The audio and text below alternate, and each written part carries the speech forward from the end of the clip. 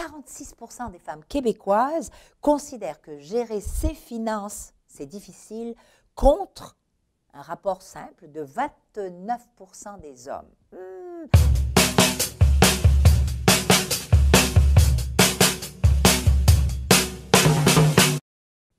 Bonsoir mes amis, nous sommes jeudi, c'est notre rendez-vous de la semaine.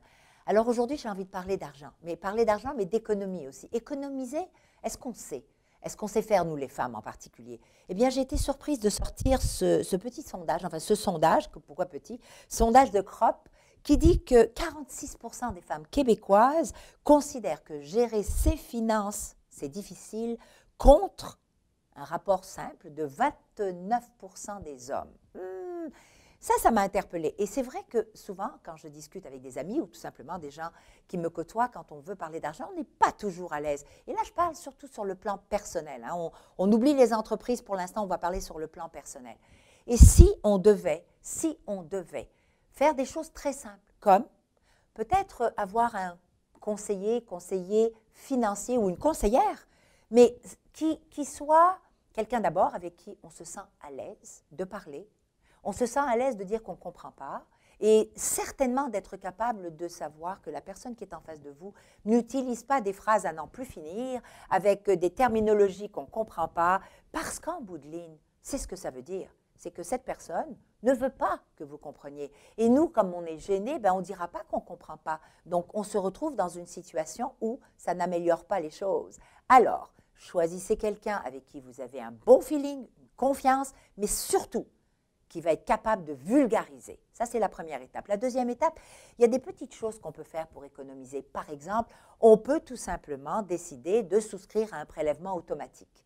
Alors, un prélèvement automatique, ce que ça fait, c'est que ça nous empêche d'avoir le goût d'acheter quelque chose cette semaine ou ce mois qui vient juste d'enlever toutes les bonnes résolutions qu'on avait et de dire qu'on va prélever automatiquement. C'est là, c'est régulier, c'est une fois par semaine, une fois par mois, 5 $. 10 $ ou 100 $ ou plus, c'est dépendamment de nos capacités, mais ça doit être un geste obligatoire qui tombe quelque part et qu'on laisse de côté pour justement les moments difficiles. Troisièmement, si on est parent, si on a un enfant ou deux ou trois, peu important, pourquoi ne pas souscrire aussi au compte REEE, qui est un régime enregistré d'épargne d'études. Et ça aussi, vous savez, ça fait toute une différence parce qu'effectivement, on ne sait pas ce que l'avenir nous réserve. Mais c'est bon de pouvoir mettre un peu d'argent de côté aussi pour nos enfants, pour leur permettre de prendre leur envol. On ne sait jamais. On ne sait jamais ce que la vie réserve. Et lorsque on est, en fin de compte, une femme, que ce soit à la maison, que ce soit en entreprise, que ce soit qui travaille dans une entreprise, un intrapreneur, si on décidait de prendre contrôle de nos finances, vous savez, ça s'apprend, tout s'apprend. Si vous êtes là où vous êtes, c'est parce que vous avez appris beaucoup de choses. Plein de choses. Vous vous en rendez même plus compte. On est capable d'apprendre. Alors, apprenez d'abord à gérer et à contrôler vos finances. Et surtout, dites-vous que c'est possible, que ce n'est pas si compliqué et que d'être en contrôle de ça, eh bien, ça fait toute la différence. De savoir dire à son comptable, que ce soit sur le plan professionnel ou personnel, que vous aimeriez avoir un petit peu plus d'informations sur cette ligne-là. De savoir aussi que vous pouvez intervenir à n'importe quel moment de la semaine, de la journée, du mois, alors que votre comptable, lui, ne peut intervenir que peut-être mensuellement ou trimestriellement ou annuellement.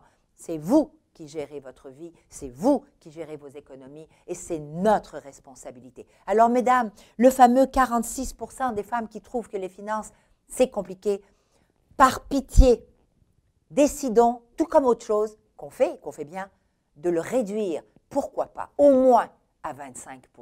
Allez, on se lance, à bientôt!